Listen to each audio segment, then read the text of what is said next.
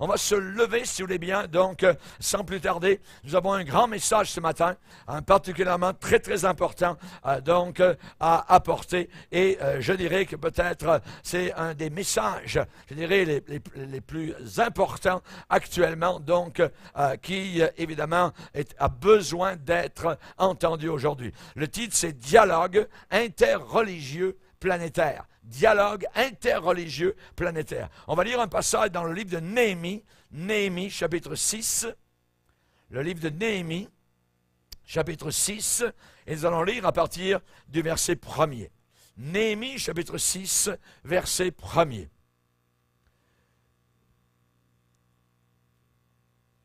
Je n'avais pas encore posé les battants des portes.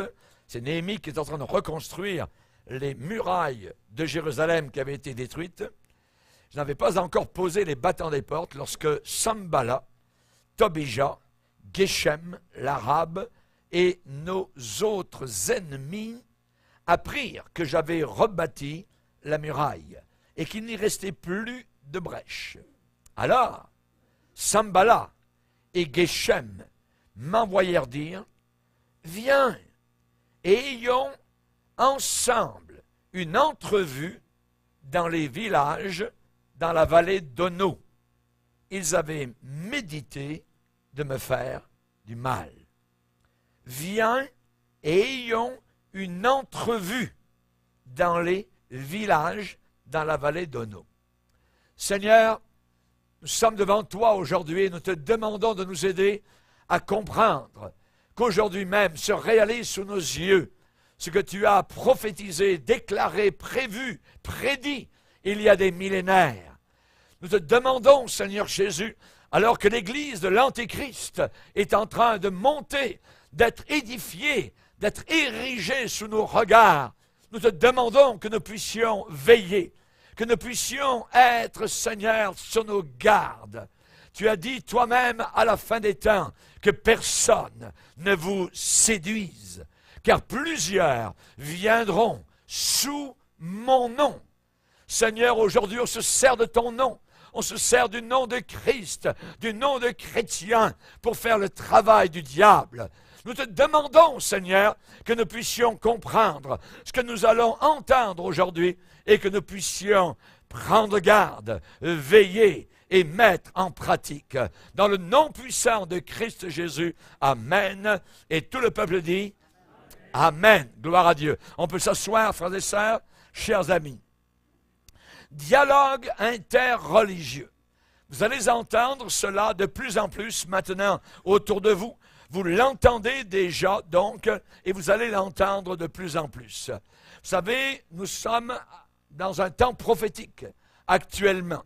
Et actuellement, il est en train de monter ce qu'on appelle le nouvel ordre mondial. Le nouvel ordre mondial qui a été prophétisé dans l'Apocalypse et qui un jour verra à sa tête un homme qui va gouverner le monde entier, appelé l'Antéchrist. Et ce nouvel ordre mondial qui déjà est en gestation actuellement possède 3 piliers principaux et que l'élite de notre société souhaite mettre en place. Les 3 piliers sont 1. Une économie mondiale, 2. Un gouvernement mondial et 3. Une religion mondiale. Une religion mondiale. Et nous payons beaucoup d'attention, nous faisons beaucoup attention, je dirais, au développement des 2 premiers piliers. L'économie mondiale, gouvernement mondial. Mais le 3e pilier reçoit assez peu, je dirais, d'attention. Je dirais, la vérité, c'est que nous n'avons jamais été aussi proches d'avoir une seule religion mondiale. Actuellement, se passe autour de la Terre des conférences et des rendez-vous de toutes les foi, de tout ce que les gens peuvent croire. On appelle cela interfaith. Et ces rendez-vous, ces rencontres, ces dialogues interreligieux, évidemment, donc, ont lieu de plus en plus souvent maintenant dans le monde. et les chefs religieux, les leaders religieux mondiaux nous poussent tous à nous focaliser sur ce qu'ils appellent nos traditions religieuses partagées. C'est-à-dire que nous pouvons avoir une tradition religieuse, les autres aussi peuvent avoir leur tradition religieuse, mais on peut finalement essayer de trouver une entente, une belle soupe dans tout cela. Et la croyance aujourd'hui, c'est que, de façon générale, c'est que toutes les religions sont différents chemins, des chemins variés, mais tous sont valables, tous sont valides. Et ils mènent finalement tous à la même destination, donc, qui est le ciel. Tout le monde va aller au ciel. Et cela est enseigné de façon générale de plus en plus dans les lieux de prière, je dirais dans des institutions religieuses partout dans le monde. On appelle cela un mouvement de communion des différentes foi. Des foi. Nous, notre foi, elle est biblique. Eh bien, il y a d'autres gens qui croient complètement différentes choses, mais ils sont gentils quand même. Tout le monde, il est beau, il est gentil, puis tout le monde va aller au ciel. Il y a du bon dans tout le monde. Voyez? Donc, c'est ce qu'ils enseignent. Et les gens avalent ce mensonge maintenant depuis des années. Et cela est promu même en Afrique, en Asie, par ce qu'on appelle les ONG, donc des fondations charitables et des politiciens aussi, qui ont beaucoup d'argent pour, évidemment, pousser toute cette chose-là. Maintenant, actuellement, on parle juste des États-Unis. Aux États-Unis, ils essayent de pousser les choses à un autre niveau.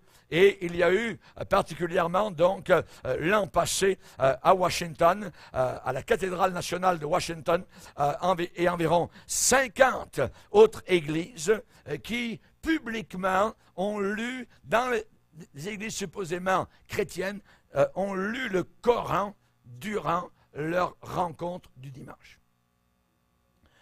Et cela fait partie donc d'un projet d'unification, je dis bien toujours interfaith, promu par ce qu'on appelle Interfaith Alliance and Human Rights. Et le thème de ce dimanche-là, où dans ces églises supposément chrétiennes, on a lu le Coran, là où la Bible devrait être enseignée. Le but, évidemment, donc, c'est de montrer combien les églises chrétiennes aux États-Unis respectent l'islam. Dialogue interreligieux. C'est notre sujet.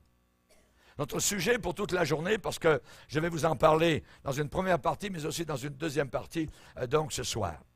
Ici, dans le livre de Néhémie, les ennemis ont dit, « Viens, ayons ensemble une entrevue dans les villages. » Une entrevue.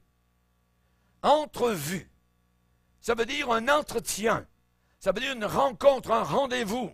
Un tête-à-tête, une visite, une audience, une causerie, un échange de vues, un échange de points de vue. Voyez, actuellement, de plus en plus, on s'en va vers ça. Donc, dialogue interreligieux.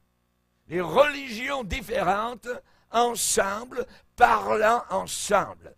Et actuellement, nous avons les rencontres régulière entre représentants du catholicisme, du protestantisme, des réformés, des anglicans, des luthériens, des orthodoxes, des presbytériens, du milieu évangélique, baptiste, pentecôtiste, avec des échanges avec ceux de communautés religieuses juives, musulmanes, bouddhistes, hindouistes, shintoïstes, confucianistes, etc., ad nauseam. Surtout depuis 30 ans, ce mouvement écuménique a pris une ampleur extraordinaire. Viens, Néhémie, viens, entre rencontres, viens, ayons ensemble une entrevue. Ils avaient médité de me faire du mal. Derrière cet écuménisme, il y a Satan.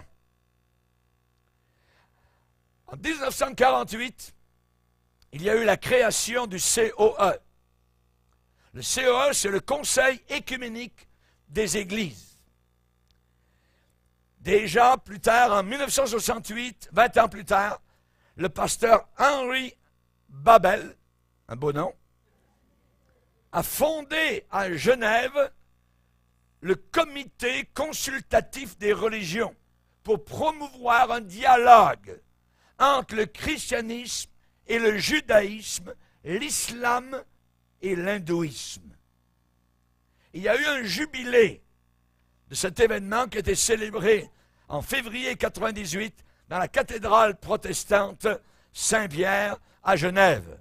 Le thème de cette rencontre était « Les religions dans un monde globalisé ». Et la plupart des grandes religions ont été représentées à cette rencontre. En 1970, il y a eu la création de la Conférence mondiale des religions pour la paix. Que c'est beau! Le COE, Conseil écuménique des Églises, a emboîté le pas. En 1973, il y a eu la conférence écuménique à Bangkok, en Thaïlande, qui a été ouverte par le président de la Société bouddhiste. Le bouddhiste qui a ouvert cette rencontre-là. Et c'était le président de la Société bouddhiste mondiale. Et déjà, on a abordé le sujet d'une communauté mondiale dirigée par un gouvernement unique à cette rencontre. Antichrist. En 1983, chez nous, à Vancouver, il y a eu la 6e assemblée du COE. Le thème de cette rencontre était « Paix, justice et sauvegarde de la nature ». Les écolos. Oui. Et sur une telle base, cette rencontre-là, une base purement terrestre, sans aucune implication doctrinale ou savoir ce que tu crois ou ne crois pas, on a pu très facilement obtenir l'assentiment, l'accord, l'appui, le consentement, l'adhésion de tous les participants. Tout le monde était d'accord. Les bouddhistes, les hindous, les pentecôtistes, les baptistes, les catholiques, tout le monde était d'accord. Les dirigeants du judaïsme, les dirigeants de l'hindouisme, du bouddhisme, de l'islam ont été invités comme étant des orateurs pour la première fois à Vancouver en 1983. 6e assemblée du COE, donc le Conseil écuménique des Églises. En 1989, il y a eu la conférence des Églises européennes à Basel, en Suisse, qui a repris le même thème. Et ainsi, on a évité un affrontement doctrinal.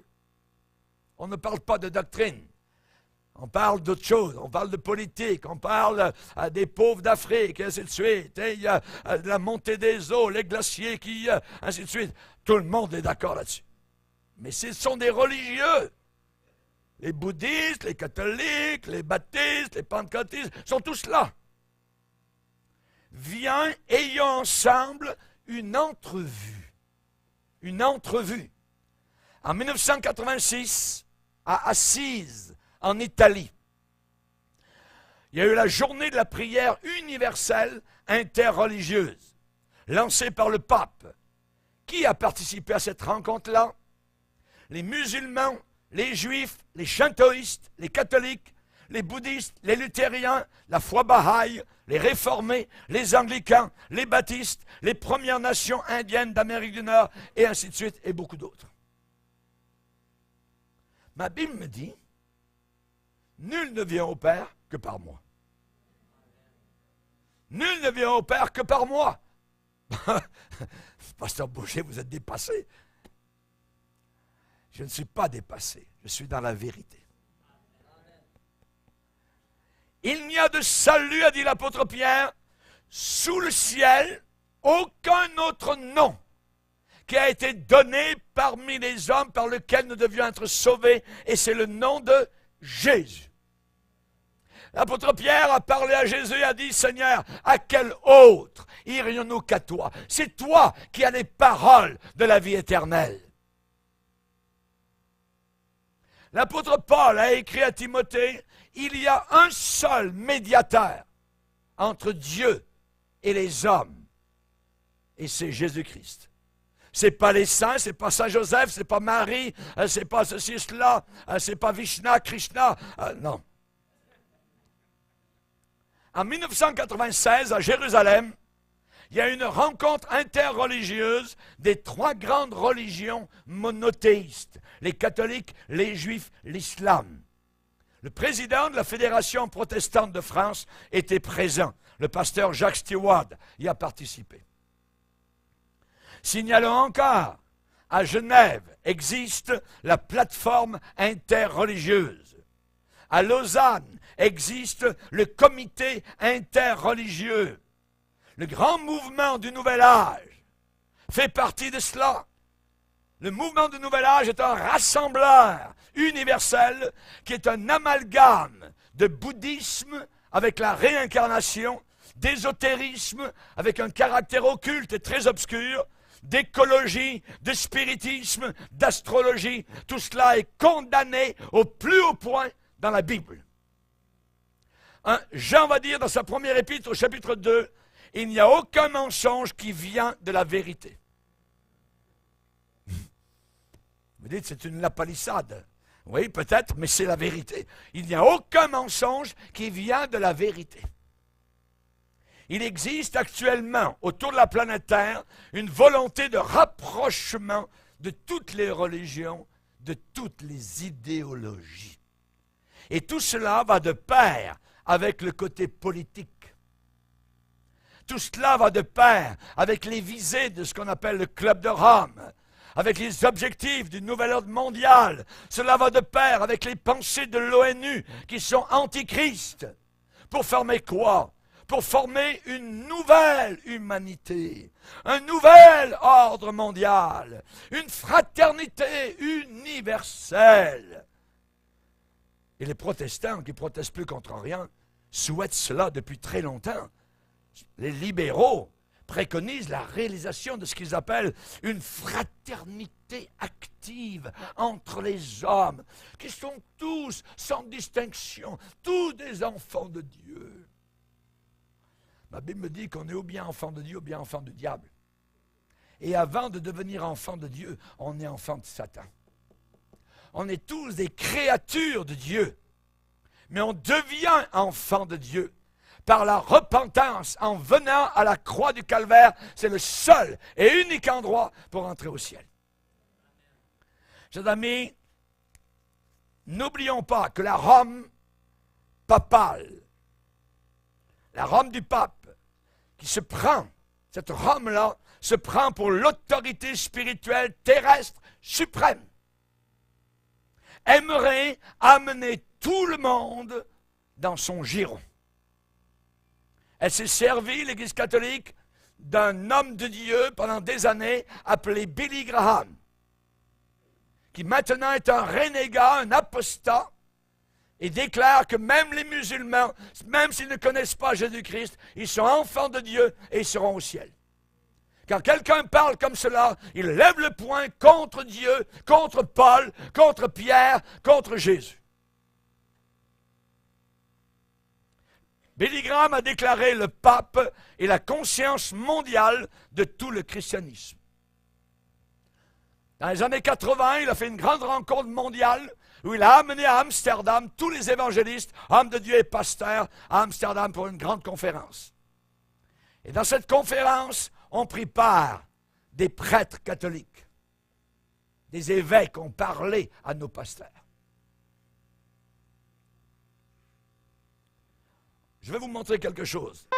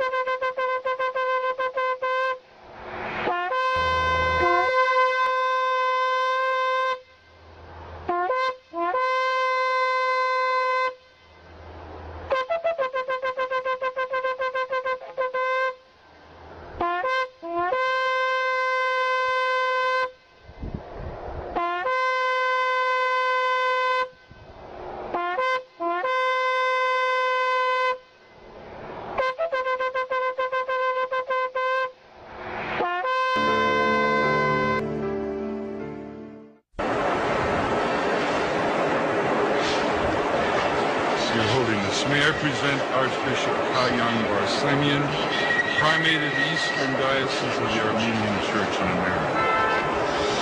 According to ecumenical protocol, the Eastern Orthodox would be first in order, as they are, of course, first in priority in the Catholic Church's ecumenical responsibility. Holiness, may I present Archbishop Yichen Akachi, the legate and ecumenical officer of the Eastern Diocese of the Armenian Church in America and president of the National Council of Churches in the United States.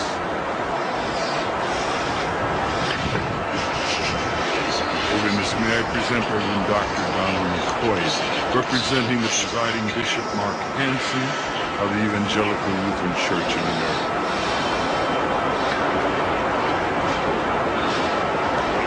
Holiness, may I present Bishop Jeremiah J. Park, Bishop of the New York Annual Conference of the United Methodist Church.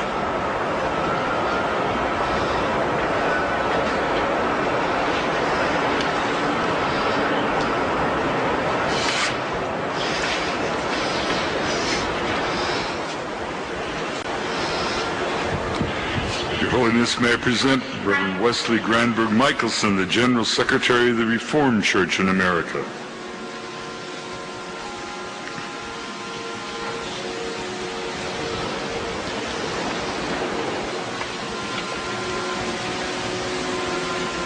Your Holiness, may I present Reverend Dr. Clifton Kirkpatrick, the stated clerk of the General Assembly of the Presbyterian Church in the United States.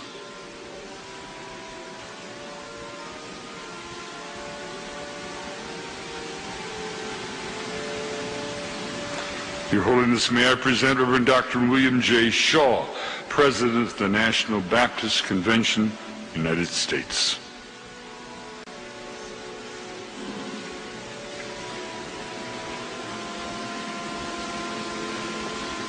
Your Holiness, may I present Bishop James Leggett, General Superintendent of the International Pentecost Holiness Church.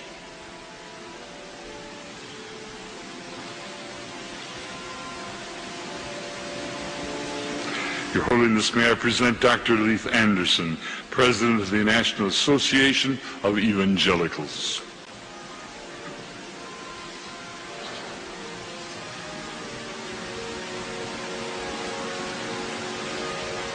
Your Holiness, may I present Bishop David H. Benke, President of the Atlantic District of the Lutheran Church, Missouri Synod.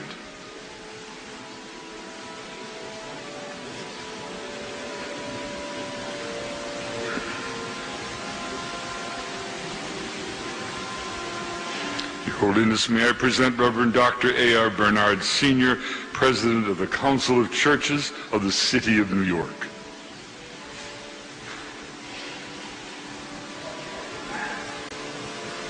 Your Holiness, may I present Elder Bernice King, daughter of the civil rights leaders Martin Luther King Jr. and Coretta Scott King.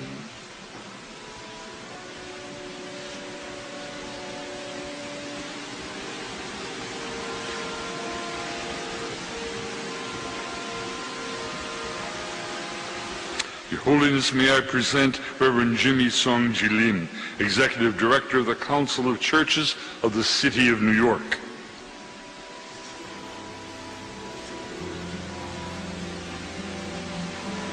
Your Holiness, may I present the Right Reverend Mark Sisk, Bishop of the Episcopal Diocese of New York.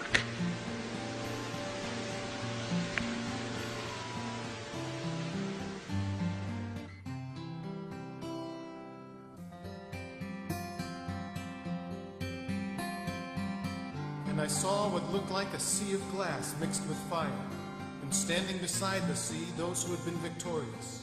They held harps given them by God, and they sang the song of Moses and the song of the Lamb.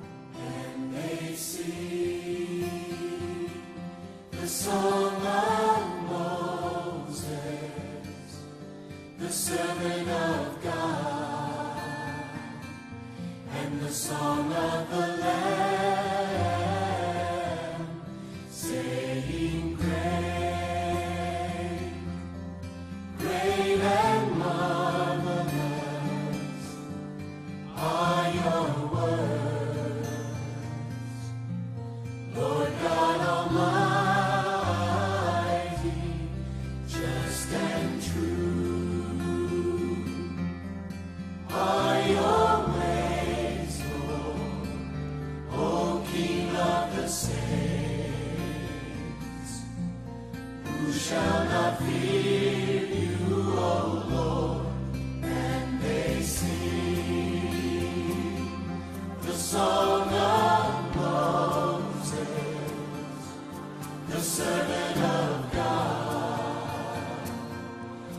the song of the Lamb.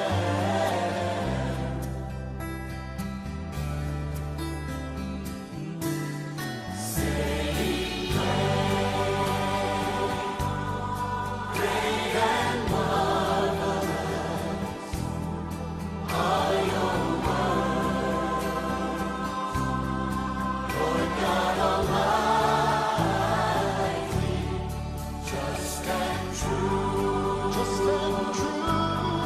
Are your ways, Lord, O King of the saints,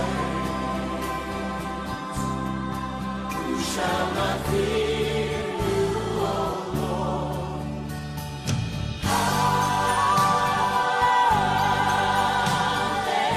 Hallelujah. Oh, hallelujah.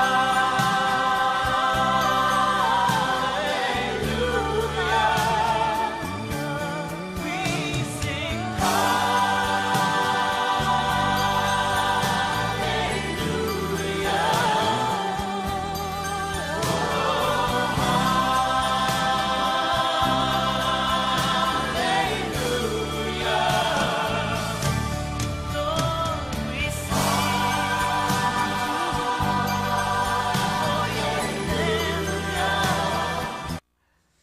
Vous l'avez vu, vous le voyez, c'est clair.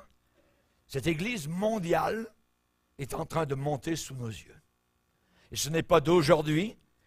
Ce que Luther a lutté, ce que Calvin, John Knox, en découvrant la fausseté de l'Église catholique romaine, avec tous les martyrs brûlés sur les bûchers, aujourd'hui c'est un reniement, un déni. C'est véritablement une apostasie de ce que ces hommes nous ont légué comme héritage. Actuellement, tous ceux qui ont passé devant le pape, ce faux prophète, sont en train de marcher sur le sang de Jésus. Sont en train de marcher sur le sang de Luther, sur le sang des réformateurs. Ils sont en train de participer aux bûchers qui ont été élevés en Europe par milliers pour ces hommes qui ont refusé de croire à la transsubstantiation dans la messe, qui ont refusé de croire que Marie était déesse divine et pouvait répondre à nos prières. Ils sont morts pour cela. Et nous voyons aujourd'hui des dirigeants de mouvements entiers. Ces hommes représentent des centaines de milliers de personnes venant honorer et reconnaître l'autorité papale. C'est terrible. C'est terrible. Chers amis, la tendance actuellement, déjà si on le voit dans notre monde, dans tous les domaines de l'activité humaine, c'est à promouvoir des fusions, des méga-fusions. On voit cela de plus en plus parmi les grandes entreprises. On se vend, on s'achète et on s'organise, on devient multinational. Les groupes industriels, commerciaux, financiers, les industries pharmaceutiques, les transports aériens, les télécommunications. Rappelons-nous, avant le déluge, il est dit les géants étaient présents sur la terre. Aujourd'hui, nous avons des géants. Et il y a un géant qui est en train de monter sous nos regards. C'est le géant de la religion. L'écuménisme, la religion de l'Antichrist, la religion de Satan, la religion de l'erreur. Nous vivons actuellement cela. Et on voit que ces gens-là, dans les grandes entreprises, fondent des associations, des grands consortiums, des groupements d'entreprises, des sociétés multinationales, des lobbies, des groupes, voyez, de pression qui cherchent à agir et à opérer au niveau mondial. Nous vivons à l'ère actuellement, à l'époque de la mondialisation à tous les niveaux. Nous sommes à l'heure de la civilisation globale. Il y a l'édification d'une nouvelle tour de Babel. Actuellement, la Bible, on passe par-dessus totalement les Saintes Écritures. Et pourtant, à la dernière page de ce livre, il est dit, si quelqu'un ajoute ou si quelqu'un retranche, sa vie sera coupée, retranchée du ciel. Au niveau religieux, on parle d'une globalisation spirituelle. Rappelez-vous, lorsque Akab est venu voir Naboth, et il lui a dit, cède-moi ta vigne, et je te donnerai une meilleure vigne. Naboth a dit, jamais, no way. Voyez. Et pour nous, nous ne donnerons pas l'héritage de nos pères. Nous ne donnerons pas l'héritage de nos pères. Nous ne lâcherons pas. Nous n'abandonnerons pas les saintes écritures. Nous reconnaissons clairement la vérité de l'erreur. Dieu nous a amenés à la vérité. La lumière a jailli, le salut, on l'a compris. Et Akab propose à notre génération aujourd'hui une vie meilleure. Il n'y a rien de meilleur que la séparation. Il n'y a rien de meilleur d'être séparé du diable, du péché, des fausses doctrines. Vous savez, aujourd'hui, les protestants qui ne protestent plus contre rien sont très ouverts, très tolérants. Certains d'entre eux ont déclaré, je cite, « Les religions non chrétiennes constituent de véritables voies pour être sauvés et de transformation créatrice pour ceux et celles qui y adhèrent. » Jean-Paul Gabus, un ancien professeur de théologie protestante à Bruxelles, a écrit un livre intitulé « En compagnie de beaucoup d'autres ». C'est un guide théologique du protestantisme actuel. Et il dit, et je cite, « Dans le processus de mondialisation en cours, toutes les religions, christianisme compris, sont en train de se modifier, de se transformer, de s'enrichir mutuellement les unes par les autres, sans que nous sachions où cela va nous conduire. » Moi, je le sais. Moi, je le sais. Fin de citation. La parole de Dieu nous montre où vont conduire ces modifications, ces transformations créatrices, cet enrichissement supposé mutuel. En langage biblique, ils s'en vont vers la Babylone, la grande, la mère des prostituées, des impudiques et des abominations de la terre. Apocalypse 17, verset 5. Dialogue interreligieux. Pour faire avancer cette cause au niveau des religions, on s'est mis à dialoguer, à se rencontrer par des conversations, par des échanges de propos, par des discussions visant à trouver un terrain d'entente, ce qu'on appelle un échange interactif. En janvier, généralement chaque année, il y a la semaine écuménique où les religions sont ensemble, prient. Tu veux prier Bouddha, ben vas-y. Toi, tu veux prier Jésus. Toi, tu veux prier Vishnu. Toi, pas de problème. Et nous avons eu au Québec une église pentecôtiste qui s'est vue remplie de catholiques qui sont venus durant la semaine, donc écuménique, prier. Auparavant, quand les catholiques venaient dans les assemblées, on leur prêchait l'Évangile, on leur disait la vérité, repens-toi, ôte les sacrements, les statues, les médailles, ainsi de suite, il n'y a que Jésus qui va te sauver. Mais maintenant, non, on les considère, ces païens catholiques, on les considère comme étant des chrétiens et on les invite à prier ensemble. Quelle déchéance! Quelle déchéance! Quelle déchéance! Chers amis, dialogue interreligieux. Dialogue, ça veut dire entretien. On a des expressions en français, renouer le dialogue. Bien souvent, c'est un dialogue de sourds. Ça veut dire qu'il n'y a aucun interlocuteur, ni l'un ni l'autre, qui écoute l'autre. Par définition, dialogue, c'est une discussion visant à trouver un terrain d'entente entre différents partis. Mais quand il n'y a pas d'éléments qui permettent sincèrement d'entrevoir la possibilité d'un accord basé sur la parole de Dieu, quand chacun campe sur sa position, cette discussion est un dialogue de sourds. On évite systématiquement les questions fondamentales, litigieuses. On se limite à un discours écologique, économique, sociaux, donner du pain aux pauvres.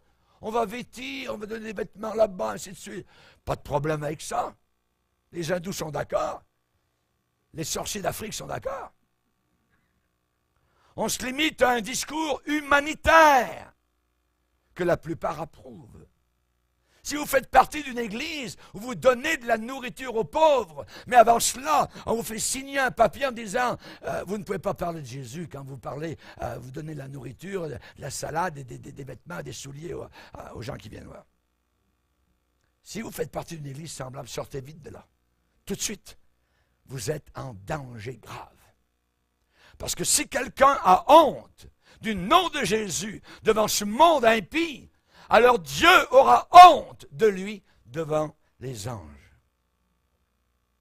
Chers amis, quand les ennemis de Néhémie sont venus, ils ont dit, nous bâtirons avec vous, car nous aussi, comme vous, nous invoquons votre Dieu. Qu'est-ce que l'homme de Dieu a répondu? Nous bâtirons tout seuls, laissez faire. Nous bâtirons tout seuls.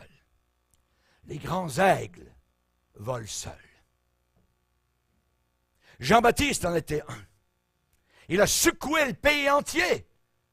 La religion de l'époque était fissurée de toutes parts, corrompue. Une race de vipères, il leur a dit. Vous avez vu des vipères tout à l'heure, venant devant un serpent.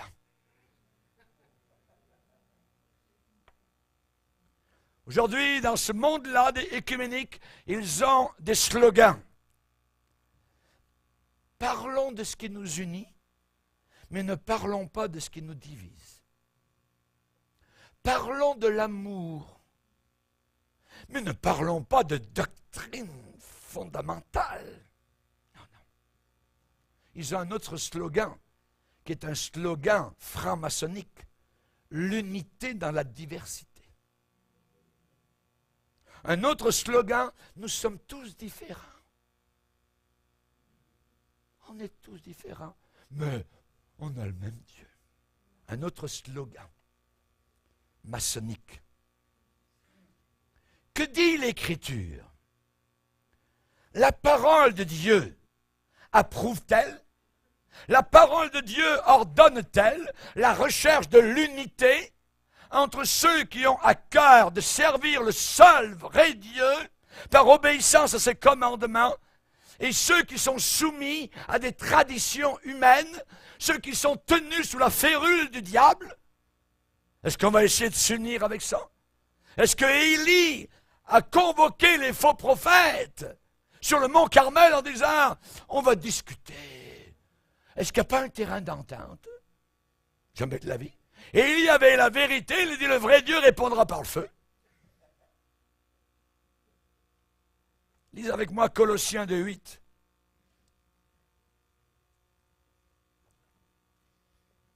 Colossiens 2:8. Que prenez garde que personne ne fasse de vous sa proie par la philosophie. On parle ici de philosophie païenne, des idées païennes. La proie. Prenez garde que personne ne fasse de vous sa proie par la philosophie et par une vaine tromperie. S'appuyant sur quoi? Sur la tradition des hommes, sur les rudiments du monde et non pas sur Christ. La plupart de ces religions œcuméniques ne s'appuient pas sur Christ. Ils ne le reconnaissent même pas comme étant Dieu. Et le verset 9 nous dit, car en lui, en Jésus-Christ, habite dans un corps corporellement toute la plénitude de la divinité. Jésus n'est pas un parmi d'autres. Il n'est pas différent parmi d'autres. Il est l'unique. Quand ton bien-aimé plus que les autres, Cantique des Cantiques.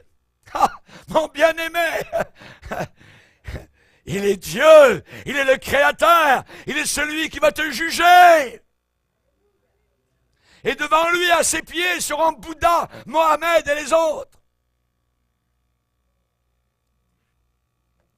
Est-ce que la Bible me demande de rechercher l'unité avec les véritables chrétiens qui aiment la parole du Seigneur, sont attachés, sont traités de légalistes, sont traités d'étroits, de quoi que ce soit, avec ceux qui sont dans la religion, qui prient les morts, qui donnent de l'argent pour les âmes du purgatoire, toute l'erreur du mensonge, des choses semblables. Même le pape n'est même pas certain de son salut. Il n'est pas sauvé. Depuis quand est-ce qu'on a appris que le pape est sauvé? La Bible parle d'être asservi à des pauvres et faibles rudiments.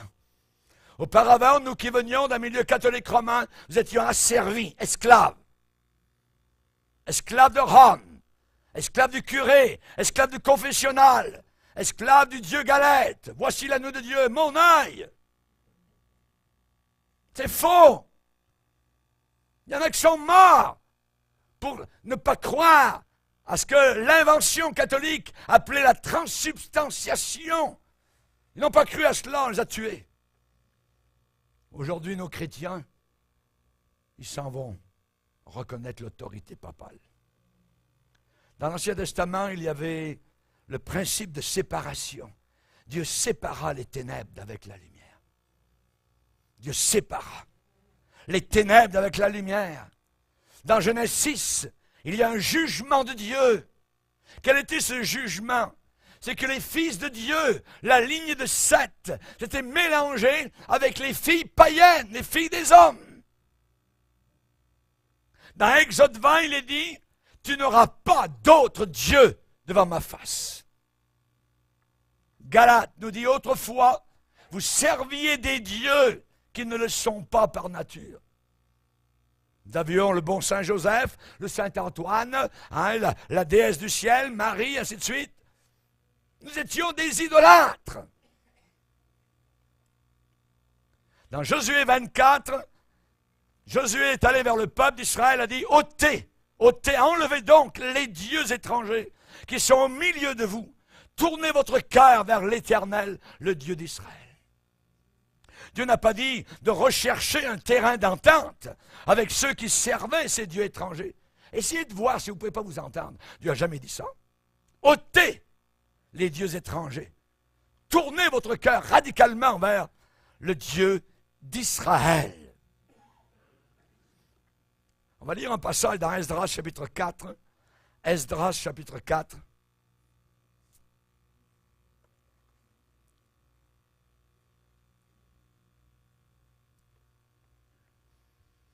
Verset 1er, Esdras, juste avant Néhémie, Esdras, chapitre 4, verset 1er, les ennemis de Juda et de Benjamin apprirent que les fils de la captivité bâtissaient un temple à l'Éternel, le Dieu d'Israël. Ils vinrent auprès de Zorobabel et des chefs de famille et leur dirent, « Nous bâtirons avec vous, car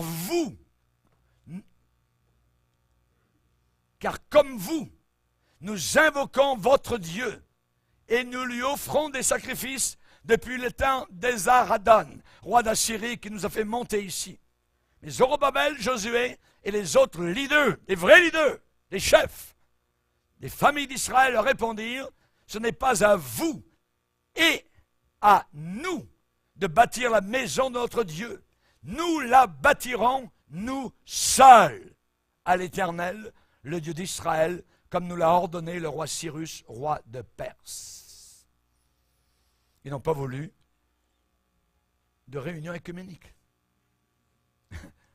Le peuple de Dieu était de retour de captivité de Babylone. Les habitants du pays, qui étaient des rétrogrades, je dirais, ont fait la proposition à Zorobabel de reconstruire ensemble le temple de Jérusalem. Que c'est merveilleux. Et le prétexte qu'ils invoquaient, c'était qu'ils servaient le même Dieu. Aujourd'hui, l'Église œcuménique se sert d'autre chose.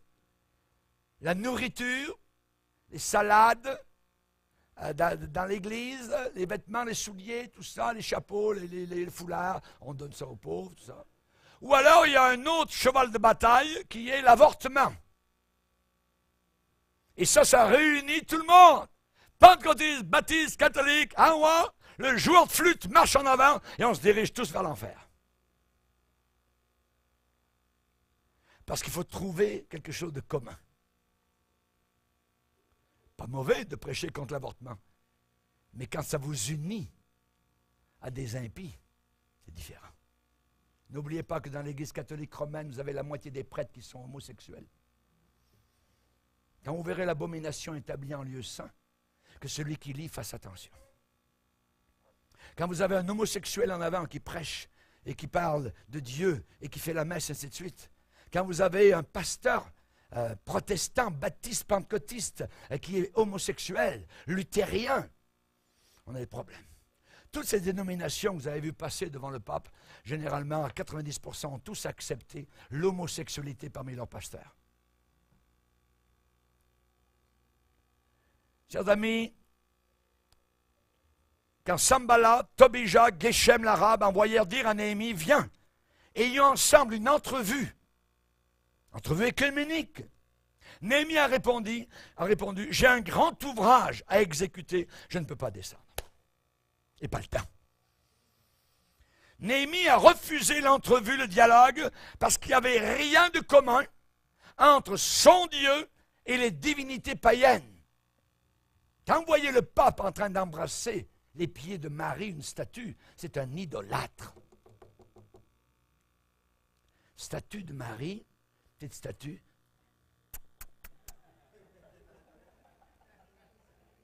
C'est de l'idolâtrie. C'est de l'idolâtrie. Daniel, arrivé à Babylone, a refusé les mets du roi. Les 3 Hébreux ont refusé de plier les genoux devant la statue de Nebuchadnezzar. Sont allés, ils ont payé le prix, sont allés directement dans la fournaise, mais Dieu est avec eux. Alléluia. Josaphat était un des rois écuméniques, les premiers. Akab, un païen, est venu le voir en disant, viens, on va combattre ensemble tel ennemi. Oh, Josaphat, tout de suite a dit, moi comme toi. Moi, on va ensemble. Et c'était des démons, c'est écrit dans la Bible, c'était des démons qui étaient en train d'agir pour le conduire Akab vers la mort. Le mouvement écuménique que je vous montre ce matin conduit vers la mort. Vers la mort. Ou bien je ne suis pas un homme de Dieu, ou bien alors ils ont raison. Salomon était un roi écuménique à un moment donné. Il est écuménique avec l'Égypte, avec les Ammonites, avec les Moabites. Il a adoré Astarté, il a adoré le Dieu d'Israël, il a adoré un autre Dieu, Malcolm, ainsi de suite. Colère de Dieu contre lui. Colère de Dieu. Heureux l'homme qui ne marche pas selon le conseil des méchants, qui ne s'assied pas en compagnie des moqueurs, qui ne s'arrête pas sur la voie des pécheurs. Moi, comme pasteur, au travers des années, 42 ans de ministère, j'en ai reçu des annonces. Là-bas, il y a telle rencontre, dans tel stade, il y a monsieur un tel, il y a tel curé qui a nous enseigné, les pasteurs vont tous là. Poubelle, poubelle, poubelle, poubelle, poubelle. Dieu a dit à Jérémie, si tu sépares ce qui est vil de ce qui est saint, tu seras comme ma bouche. Lisez avec moi dans Jérémie 15. Jérémie 15, verset 19. Jérémie 15, verset 19. C'est pourquoi ainsi parle l'Éternel. Si tu te rattaches à moi, je te répondrai. Et tu te tiendras devant moi. Si tu sépares ce qui est précieux, ce qui a du prix, de ce qui est vil, sale, impie, apostat, tu sépares ce qui est précieux de ce qui est vil, tu seras comme ma bouche. C'est à eux de revenir à toi, mais ce n'est pas à toi de retourner vers eux, c'est rétrograde. Je te rendrai pour ce peuple comme une forte muraille d'airain. Ils te feront la guerre, mais ils ne te vaincront pas. Car je serai avec toi pour te sauver et te délivrer de l'Éternel. Te délivrerai de la main des méchants, te sauverai de la main des violents. Chers amis, c'est mieux d'être entre les mains du Seigneur que d'être ailleurs. Dans le Nouveau Testament, il n'y a pas eu de dialogue interreligieux. De Jésus, les apôtres, les premiers chrétiens, ils n'ont pas fait de dialogue interreligieux avec les docteurs de la loi, avec les Sadducéens, les pharisiens, avec les Samaritains. Non, non, non, non. La Bible dit de ne pas atteler un bœuf avec un âne. sont des âneries, des idioties sophistiquées. Chers amis, il n'y a pas eu de dialogue interreligieux. Montrez-moi un dialogue interreligieux dans le Nouveau Testament. Jésus, les apôtres, les premiers chrétiens, non. Les païens doivent venir à Jésus-Christ, à l'obéissance de la croix et du calvaire. Amen. Alléluia. Pas de rapprochement avec les païens, pas d'alliance avec les païens. Ne vous mettez pas avec les infidèles sous un joug étranger. Quel rapport y a-t-il entre Satan et Dieu, entre la lumière et les ténèbres, entre l'enfer et le ciel? Aucun rapport. Aucun rapport. L'apôtre Paul est en train de nous dire, il n'y a pas de rapport avec l'eau et l'huile. Ça ne se mélange jamais. Le fer et l'argile ne se mélangent jamais. Ils ne peuvent pas. L'apôtre Paul ne méprisait pas les non-chrétiens. Non, non, non, non. Il essayait de les gagner à Jésus-Christ. Il ne méprisait pas les incroyants. Mais il ne pouvait pas y avoir d'union, d'association, de collaboration avec ce genre de personnes. Avec ceux qui demeuraient étrangers à la foi chrétienne. Qu'il faut premièrement, c'est leur apporter l'évangile, leur prêcher la repentance, la foi en Jésus-Christ. L'écuménisme est un mélange de vérité et d'erreur. L'Église catholique, à un moment donné, était uniquement à l'intérieur de ses murs. C'était un évangile faux, mais maintenant, elle fait plus que cela. Elle dit que les musulmans ont de la vérité. Les bouddhistes et tout le monde a un peu de vérité partout. On est en train de passer par-dessus totalement la parole du Seigneur. Jésus a dit, je suis la vérité, le chemin et la vie. Nul ne vient au Père que par moi. Que par moi. Que par moi. N'ajoutez pas foi à tout esprit, éprouvez les esprits pour savoir s'ils sont de Dieu. Ici, vous avez vu aujourd'hui des dirigeants. Ce sont des gens qui parlent à des centaines, des milliers d'églises. Imaginez les gens assis dans ces églises, qui sont lavés dans leur cerveau par rapport à ces dirigeants de dénominations supposément chrétiennes. Il n'y a de salut en aucun autre. Il n'y a de salut en aucun autre. Aucun autre. L'apôtre Paul est allé à Athènes. Il a été irrité en voyant cette ville d'Athènes, cette métropole remplie d'idoles.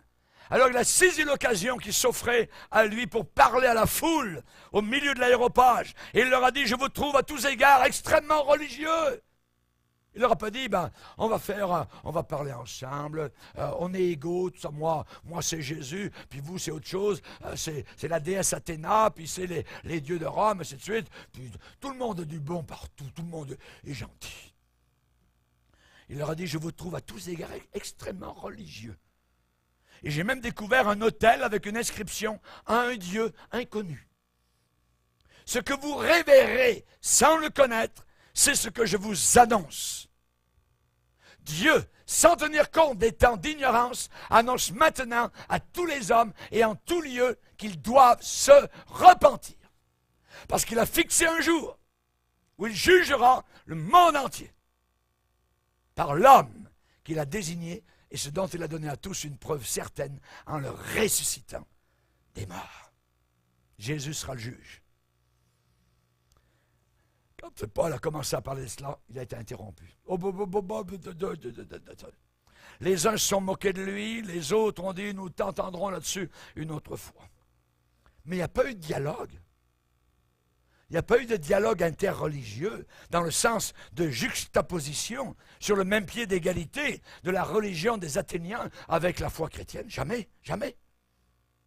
L'apôtre Jean disait, on va le lire, c'est très important, 2 Jean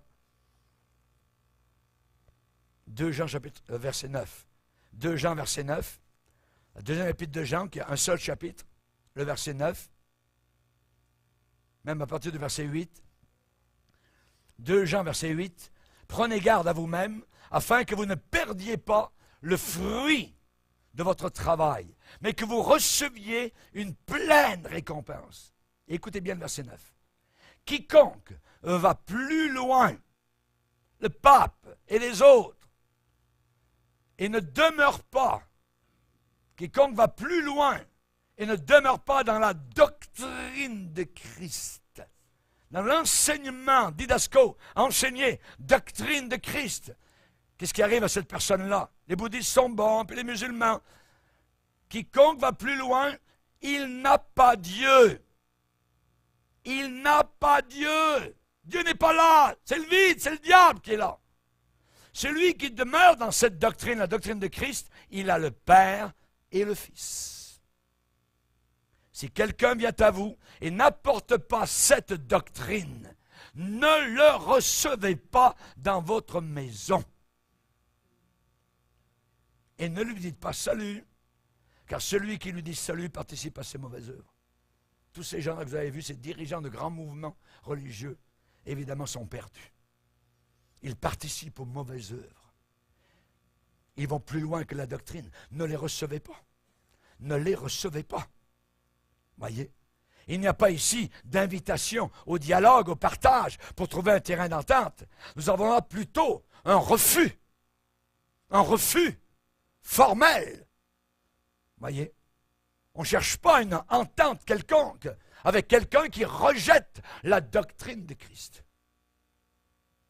Je me rappelais toujours, lorsque j'ai prêché en Afrique à une époque, à un moment donné, l'évêque de la capitale était venu voir le directeur de l'école biblique pentecôtiste.